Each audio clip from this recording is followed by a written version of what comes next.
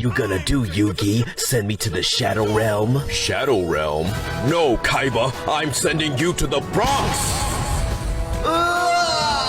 Oh no! Radio Free Innsmouth episode 295. This week we're talking about New York death metal. And I'm not just talking about death metal that's, from New York, like Immolation or whatever. Look, you can go to New York and you can get Uno's Pizza, but that doesn't make it New York pizza. That's Chicago-style pizza. Similarly, we're not just talking about bands that are from New York. We're talking about the style known specifically as New York death metal. You know, that really brutal, really breakdown-heavy, intensely rhythmic balance of thuggishness and technical complexity. The kind of stuff that makes you want to go like, I want him dead. I want his family dead. I want his house burnt to the ground. I want to go to the middle of the night. I want to push out his egg.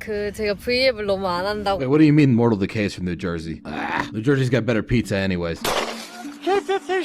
Point is, we're going to be specifically talking about NYDM New York death metal this week. If you're unfamiliar with what that is, it'll probably become clear to you by the end, because we got 3 bands on here, and there's sort of a running theme in that these bands made their mark and were massively influential despite not having that many releases in their heyday. They all broke up before they could gain mainstream notoriety, and then sort of came back later on in like a weird, different form. One might say they were Synthetically revived!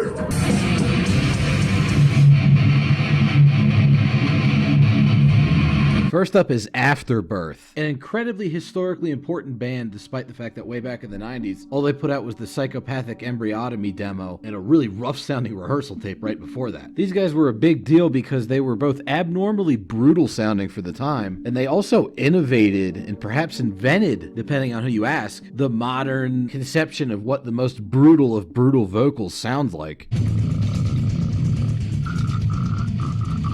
You hear that right there? That's from 1994, okay? That's very ahead of its time.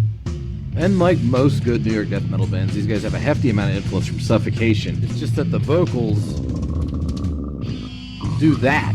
Also, their compositions tend to be a lot more spastic, disjointed, and strange.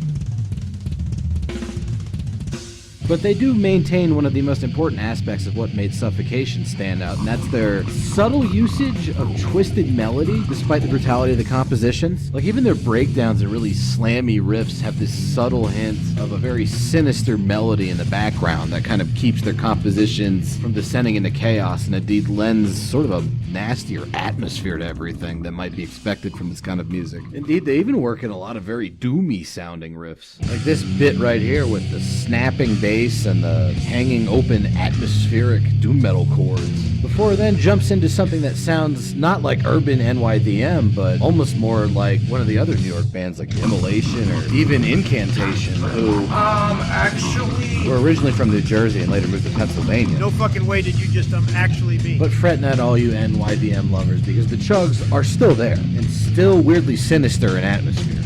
Back into more of the blasting, dissonant sounding stuff for a short respite before they really get crazy with the doomy shit.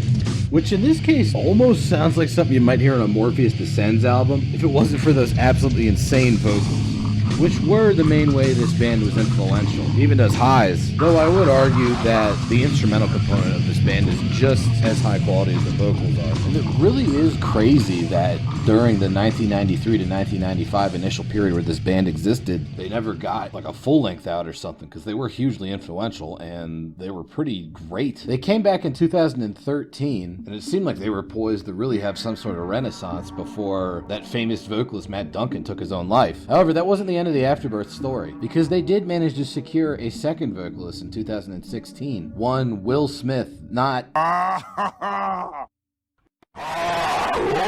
Will Smith, but rather Will Smith, the vocalist of progressive death metalers BioLich and Artificial Brain. And I don't know if it was Will Smith caused this or if they just wanted to do something different, but post 2016, Artificial Brain has been an entirely different animal. Really weird proggy stuff. They've put out 2 albums so far in this new configuration, 2017's Time Traveler's Dilemma and 2020's Four Dimensional Flesh. And of the 2, I actually prefer the second one. It seems like they've been getting better with time. You could almost describe this album as if Vector decided to do a slam album, or maybe just oddly calm sounding, but still very heavy, groovy death metal. Maybe this is what people are hearing when they tell me Gojira's a good band, because that band stinks, but Afterbirth is pretty fucking dank. They take the New York death metal slams but utilize that weird atmospheric chord work at the same time. And their fast parts are also incredibly well done. Time Traveler's Dilemma often bordered a little bit too much of modern spazzy tech death for me, but even the most technical parts of four-dimensional flesh still hit pretty hard. And there's still enough old school New York death metal mixed in with everything to keep it from getting too navel-gazy. Here's another really cool sort of oddly atmospheric sort of slam part. Got one guitar doing the chugs and the other one doing this floaty tremolo riff. The resurrection of Afterbirth has been an interesting one to watch. I can't think of too many bands that put out massively influential stuff in the 90s that went away and then came back and actually managed to develop their sound into something entirely new yet still good. And given that their second album was, at least to my ear, substantially better than their first, I'm pretty excited to hear what their third album is going to sound like when it comes out late October. Up next, we have Cerebral Hemorrhage, not to be confused with the other band named Cerebral Hemorrhage from down south in New Jersey, who were a side project of the band Whiplash way back in the 80s. This Cerebral Hemorrhage put out one album in 2001, so right at the tail end of what I would call the classic era of New York death metal, and it's a damn good one. It's got an early appearance of that classic slam death trash can snare drum, but the music underneath is incredibly more warped than that. I once saw the band Crypticus described as being like old school Swedish death metal, but with sort of like a weird squeaky door hinge feeling to the riffs. I would say Cerebral Hemorrhage does the same thing, but for New York death metal. It's got the big slams and that really loud snare, but everything just seems a little bit more twisted than would be normal for the genre. There's also a lot of a progressive death metal feeling to this stuff, not on the order of later Afterbirth, but it's definitely there.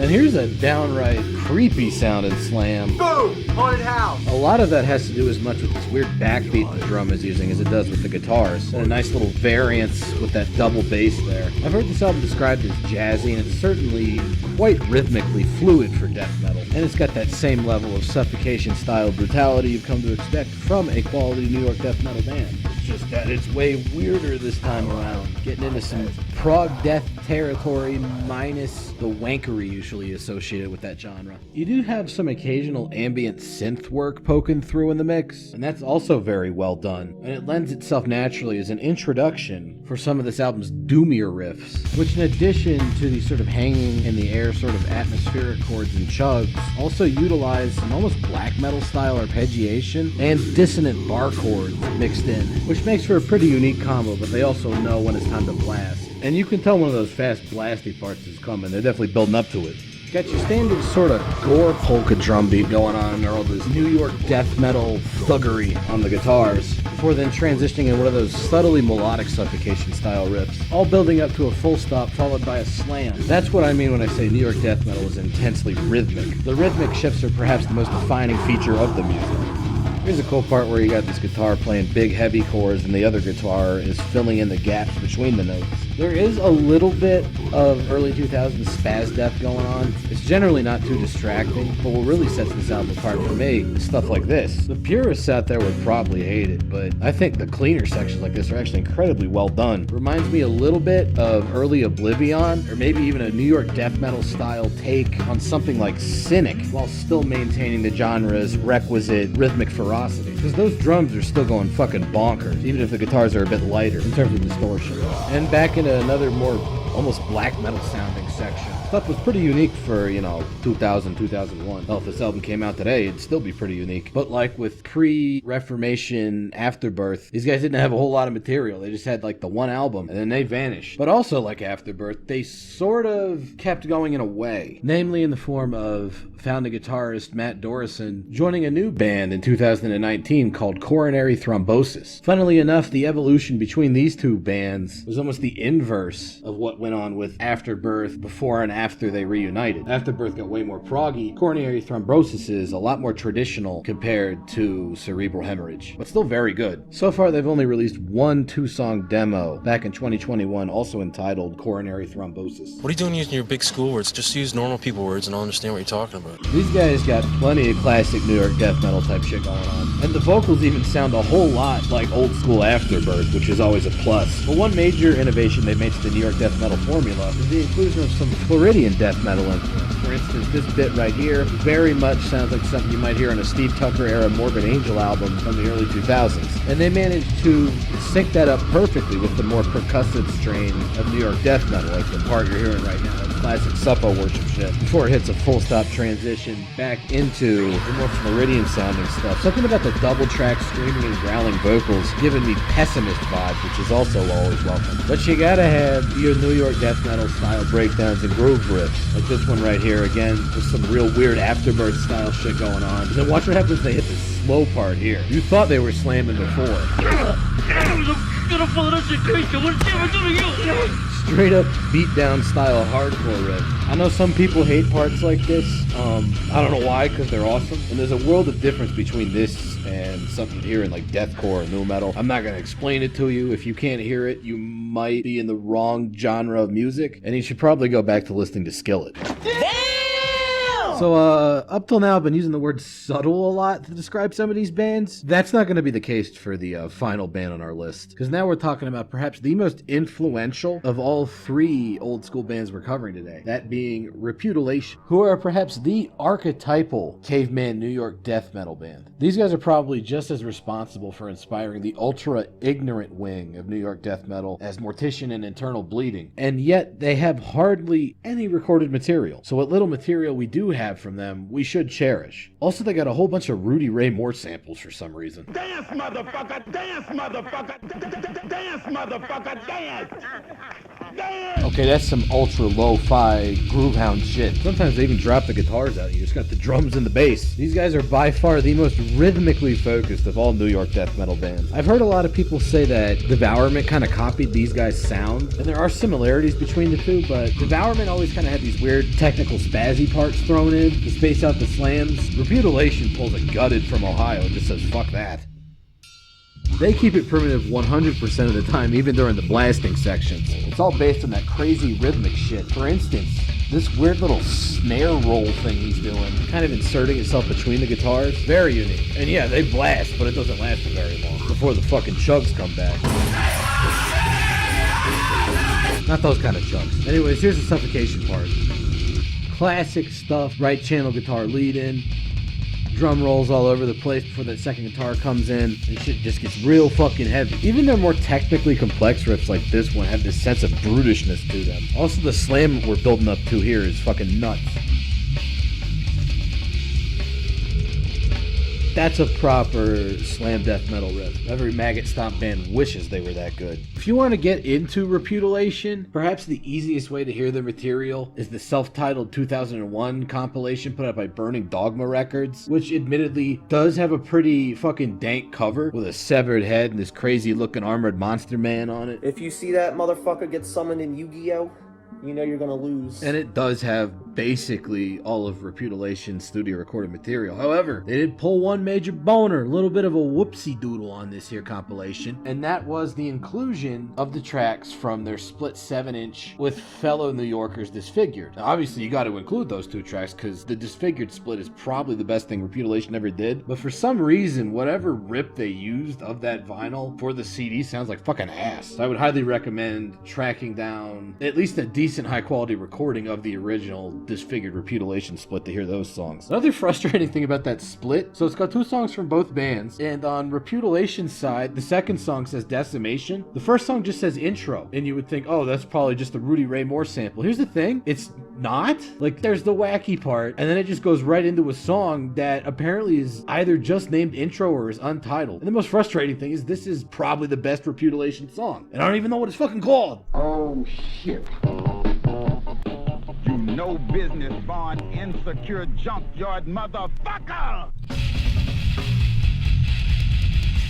This is proper slamming brutal death metal. What kind of death metal make you go, oh shit? And as far as I can tell, this song is just called intro, I guess. Whatever. It's a potent mashup of these groove riffs interspersed with weird little bits of tremolo spazziness. But everything's got to come to a stop for those nasty slams. Hey, what's that on the floor? Change! You got change!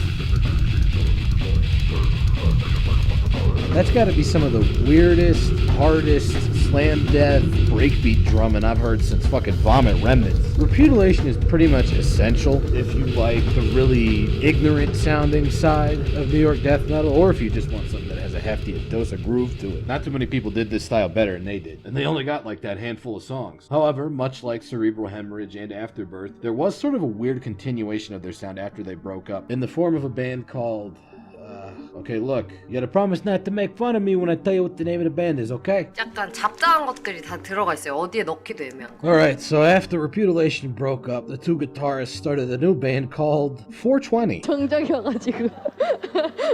Yeah. Dude, this is some good weed. Dude, this weed is so good. I'm smoking weed. Yeah, that might have been an ill-advised band name, but they went with it. They put out one demo in 1998 with 2 songs on it that apparently some people think sounds really good. I could barely even hear anything on it. However, until recently, I would love people to notice. But 2 years later, they actually did record an entire full-length album entitled Maniacal, but nobody heard it until 2007 when someone leaked the instrumental demos of the album online. That's all we have to hear of it. And despite the silly name, honestly, it's not bad stuff. It's definitely as groove heavy as Reputilation ever was, which makes sense because it's, you know, the 2 guitarists from that band. But kind of like what happened with Afterbirth, they took on a much more progressive death metal sort of edge. Some of the weird interlocking percussive harmonies also remind me quite a bit of Wicked Innocence, who also took an unfortunate turn towards weed, LMAO. later on in their career. It can get a bit spazzy as you're hearing, but it's still relatively old school New York death metal sounding. Maybe with a bit of the weirdness going on down south in New Jersey mixed in. A little bit of Human Remains in there perhaps, in addition to the suffocation. But as always, there are slams, breakdowns, whatever you want to call them. They happen a lot, and they are very well done, because despite the goofy band name, it's still the fucking Reputilation guys doing it. So if you're a true Reputilation maniac, despite the goofball band name, I would recommend checking out 420. I mean, it's kind of a big deal to find any new music from the guys involved with this band. For how influential Reputilation was, there sure isn't a lot of info out there about them. There's like a couple interviews with Brian, the drummer, from way back in the day, but they're not very substantial. And then apparently both guitarists from Reputilation that went on to form 420 died, like one in 2015, one in 2018. I can't even find what they died of. I don't know. Mysterious. But what isn't mysterious is the quality level of the 3 bands we covered on this show, as well as their various and sundry continuations in other forms. Reputilation, Cerebral Hemorrhage, and Afterbirth are all pretty essential, and if you're into death metal and you aren't listening to them, you're doing yourself a disservice. Hopefully I managed to convince you of that, but even if I didn't, thanks so much for watching or listening or whatever you did, and I'll see you next time. Mr. Yukimoto, right? Lieutenant Columbo. Do you mind dueling Pegasus in order to free my soul from this television set? My wife loves duel monsters. Me, personally, I can't tell a trap card from a spell card. Anyways, this Millennium item stuff sure is interesting.